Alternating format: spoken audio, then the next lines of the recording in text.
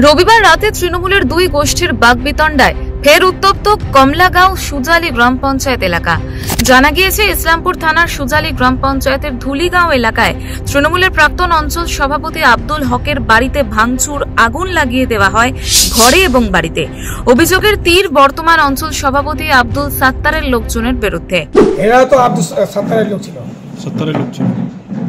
নতুন অঞ্চল প্রেসিডেন্টের নতুন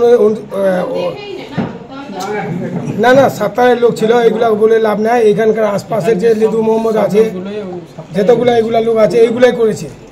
পাল্টা বোমাবাজির অভিযোগ আব্দুল হকের লোকজনের বিরুদ্ধে। গাড়িতে থাকা মজুদ বোমা ফেটে আগুন লেগেছে দাবি তৃণমূল নেতা মোহাম্মদ কামাল উদ্দিনের। পরিবারটা সমস্ত গুন্ডা মস্তান ক্রিমিনাল অত্যাচারীকারী ওই পরিবারটা ছিল।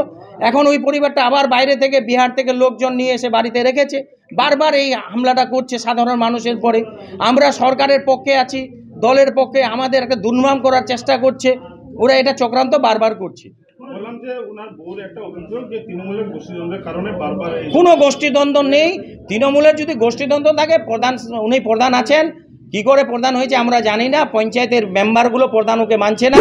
তৃণমূলের গোষ্ঠীদ্বন্দ্বের কারণে এই ঘটনা, দাবি কমলাগাঁও সুজালি গ্রাম পঞ্চায়েতের প্রধান নুরি বেগমের। উপস্থিত ছিল আব্দুল সাত্তার এবং কামাল উদ্দিন। এই কামাল উদ্দিন আর আব্দুল সাত্তারের গুন্ডা বাহিনীগুলো এগুলো ঘটাইছে। মেন ঘটাচ্ছে ওখানটায় যে ঘটনাটা ঘটাচ্ছে, ওই ছেলেটার নাম হচ্ছে রব্বানি, যিনি এখন যুব সভাপতি সহসভাপতি হচ্ছে। ওর দ্বারাই ঢুলিগাঁ মোড়ে সব কিছু ঘটায় আর আমার পর যে অ্যাটাক করে ওর দ্বারাই করে। সাত্তার আর কামাল রব্বানির দ্বারাই করে। প্রসঙ্গত, সোমবার সকাল থেকেই এলাকা থমথমে রয়েছে। বেশিরভাগ দোকানপাটই বন্ধ। এলাকায় পুলিশের টহলদারি চলছে। ইসলামপুর থেকে বিক্রমাদিত্য বিশ্বাসের রিপোর্ট, ওঙ্কার বাংলা।